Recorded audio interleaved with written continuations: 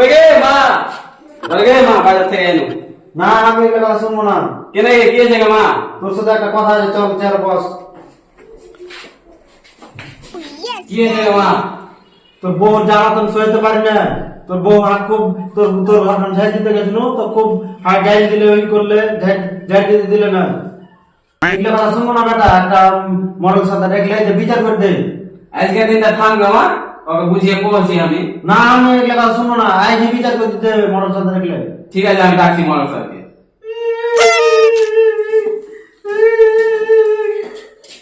মায়ের সাথে গিয়ে রে।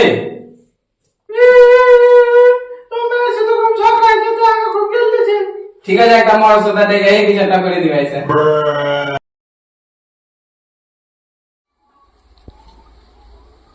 মরক কুন্ডাজি হে চল তো, আগে মা আর বউ ঝগড়া গেছে। মা বলে সবসময় তোরা ঝগড়া নিয়ে বাড়তে কেনে বলতো রে? চল গে মা মরক চলে এসছে। ঠিক আছে চল বেটা। তোর মার বর কে রে? আমার মাকে জিজ্ঞেস করছি কবে কি হয়েছে মরলকে। কে তোর রে বাড়তে কহা? মডেল হার ব্যাটার ঘর ঝাই দিতে গেল তো হার বউ এখন আটকে দিয়ে কইছে এখানটা হারি ঘর, এখন আমি মালিক, তো একটা বিচার করে দাও।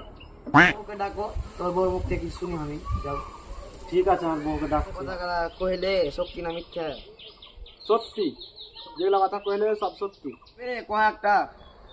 দেখো একটা বিচার টিচার করে যদি কিছু হয়।